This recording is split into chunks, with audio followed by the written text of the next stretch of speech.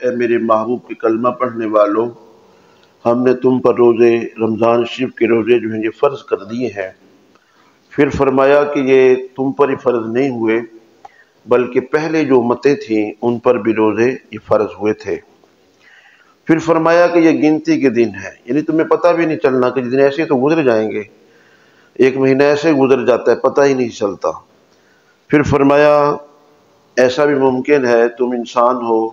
بشر ہو، کبھی بیماری بھی آئے گی، کبھی سفر میں بھی ہوگے، تو اللہ کریم نے آسانیاں پیدا فرمائی۔ دین اسلام دین فطرت ہے جس کو انسان کی طبیعت قبول کرتی ہے۔ تو مالک کائنات نے فرمایا کہ اگر تم سفر میں ہو یا بیمار ہو جاؤ تو پھر اتنے دن اتنے روزے بعد میں رمضان شریف کے بعد میں آپ رکھ لو اور یہ روزے گنتی پوری کرو۔ پھر فرمایا کہ جسے اس کی طاقت نہ ہو، یعنی بالکل ہی آدمی بس اوقات بیمار ہوتا ہے، اتنا بیمار ہو جاتا ہے کہ گمان نہیں ہوتا کہ یہ صحت مند ہو سکے گا، لگتا ہے یوں ہے کہ یہ چند دنوں کا مہمان ہے، بیماری ایسی آ گئی اب تندرست ہونے کا کوئی پتہ نہیں چلتا کہ یہ تندرست بھی ہوگا کہ نہیں ہوگا، تو پھر کیا ہے اس کے لیے فرمایا کوئی ایک مسکین کا کھانا جو ہے فدیے کے طور پہ جو روزہ اس نے اپنا رکھنا تھا وہ کسی مسکین کو ہدیہ دے دے، مسکین کو، یا پھر اس کو روزہ رکھوا دے، تو کیا ہے یہ اس کی طرف سے فدیہ ہو جائے گا روزے کا۔ پھر فرمایا کہ اپنی طرف سے اگر کوئی نیکی زیادہ کرے تو اس کے لیے بہتر ہے۔ پھر فرمایا یعنی اس کا مقصد یہ ہے اگر کوئی سفر میں ہو روزہ رکھ لے تو زیادہ بہتر ہے۔ اسی طرح اگر کوئی روزہ رکھنے کے ساتھ ساتھ مسکین کے لیے کھانے کا انتظام کر دے، ایک مسکین کو ہدیہ بھی دے دے، یہ اس کے لیے بہتر ہی ہے۔ اگر وہ سفر میں ہے یا بیمار ہے تو کوشش کر کے روزہ رکھ سکتا ہے تو یہ بہتر ہی ہے اس کے لیے۔ پھر مالک کائنات ارشاد فرما رہا ہے پھر روزہ رکھنا تمہارے لیے زیادہ بھلا ہے، یعنی روزہ رکھو گے تو یہ تمہارے لیے بہتری ہے، اس میں بہتری ہے،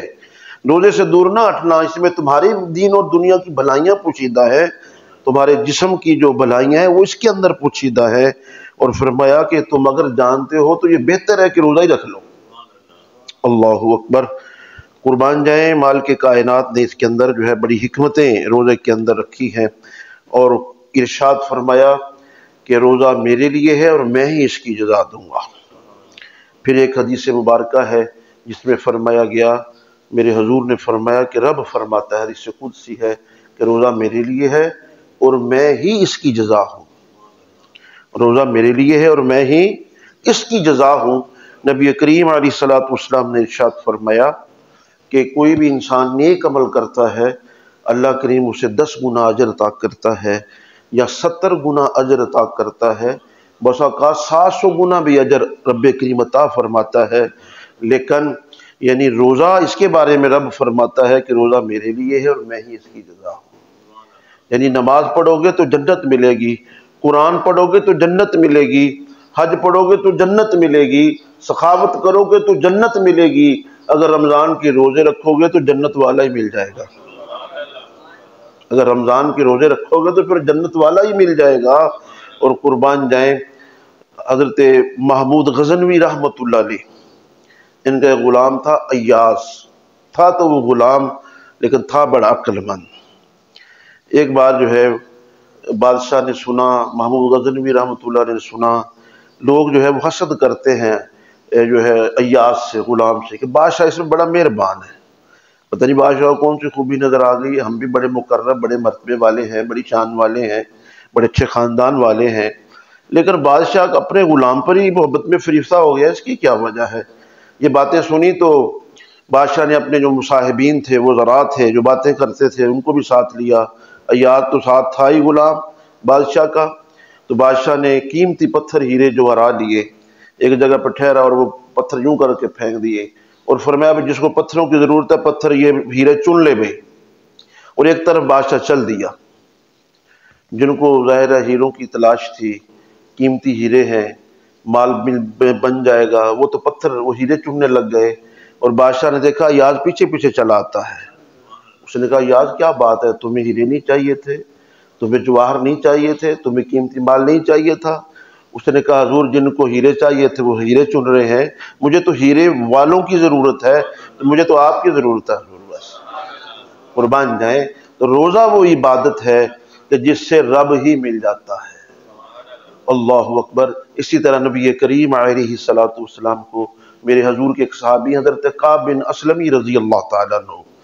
یہ نبی کریم علیہ السلام کو اکثر کوشش کر کے وضو کروایا کرتے تھے، کوشش ہوتی تھی کہ یہ سعادت مجھے مل جائے۔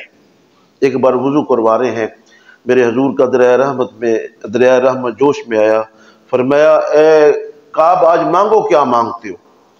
اگر تم ہماری محبت میں وضو کا اہتمام ہمیں کرواتے ہو، وضو کرواتے ہو، تو پھر آج مانگو کیا مانگتے ہو؟ تو انہوں نے بغیر سوچ میں نہیں پڑ گئے کہ آج کیا مانگو، کہا یا رسول اللہ بس مجھے تو یہی چاہیے، جس طرح دنیا میں آپ کی رفاقت ہے، آپ کا ساتھ ہے، آپ کی خدمت کا مجھے موقع ملا ہے، حضور آپ کی صحبت مجھے میسر آئی ہے، یا رسول اللہ میں چاہتا ہوں جنت کے اندر یہی خدمت مجھے مل جائے بس۔ میرے حضور نے فرمایا اچھا چلو جلدی کچھ اور بھی مانگ لے، آج دریائے رحمت جوش میں جو مانگے گا مل جائے گا۔ عرض کی حضور اس سے آگے کچھ ہے ہی نہیں، اس سے آگے تو کچھ مجھے اس کی کوئی حیثیت وقت نہیں ہے میری نظروں میں، اگر آپ مجھے مل جائیں تو مجھے سب کچھ مل گیا۔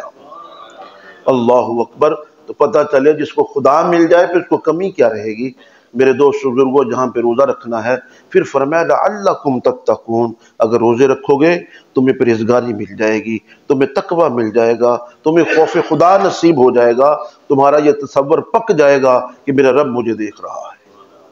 تو روزہ جو ہے دنیا و آخرت کی بھلائیاں پوشیدہ ہے۔ میرے حضور نے فرمایا جس کا مفہوم ہے کہ روزہ جو ہے عبادت کا دروازہ ہے، روزہ رکھ کے انسان بے شمار اچھائیاں کرتا ہے، برائیوں سے بچتا ہے، اور یہاں تک فرمایا گیا اگر کوئی تم سے لڑنا چاہے تم نے نہیں لڑنا، جس کا روزہ ہے وہ یہ کہہ دے کہ بھائی میرا تو روزہ ہے، بھائی میں نے گالی گلوچ نہیں کرنا، میں نے تیرے ساتھ جھگڑنا نہیں ہے، میرا تو روزہ ہے بھائی۔ اللہ اکبر۔ تو روزہ پورے جسم کا ہی ہے، سر سے لے کے پاؤں تک روزہ ہے، تو یہی کامل ادا ہے۔ اس روزے میں سب سے بڑی حکمت یہ ہے اپنی زبان کو فالتو باتوں سے بچانا ہے۔ جھوٹ تو کبیرہ گناہ ہے، فرمایا جو جھوٹا ہے اس پہ خدا کی لعنت ہے۔ غیبت سے بچانا ہے، چغلیوں سے اپنی زبان کو بچانا ہے، فضول باتوں سے بچانا ہے۔ اس زبان سے اب تلاوت قرآن جاری رہے، اس زبان پر اللہ کا ذکر جاری رہے، اس زبان پہ حضور کی ذات پہ درود پڑھتے رہے ہر وقت، اس زبان سے اللہ کی تسبیح بیان ہوتی رہے، یا کسی کو نماز کی دعوت دیں، کسی کو قرآن پاک پڑھنے کے فضائل بتا دیں، کسی کو روزے کی عظمت بتا دیں، کسی کو سخاوت کا جو ہے معیار اور مقام اور مرتبہ بتا دیں، کسی کو حج کی سعادتیں عطا کرنے کی فضیلت بتا دیں، نماز سکھا دیں، وضو کے بارے میں بتا دیں، غسل کے بارے میں بتا دیں۔ اگر آپ کو صحیح علم ہے تو میرے دوستو یہ زبان چلے تو اللہ کے رستے میں ہی چلے، یہ آنکھ اٹھے تو اللہ کی طرف ہی اٹھے، یہ دل مائل ہو تو رب کی طرف مائل ہو، یہ کان اگر سنے تو نیک بات ہی سنے، نماز تراویح میں رب کا قرآن ہی سنے۔ اللہ کریم ہمیں عمل کی توفیق عطا فرمائے۔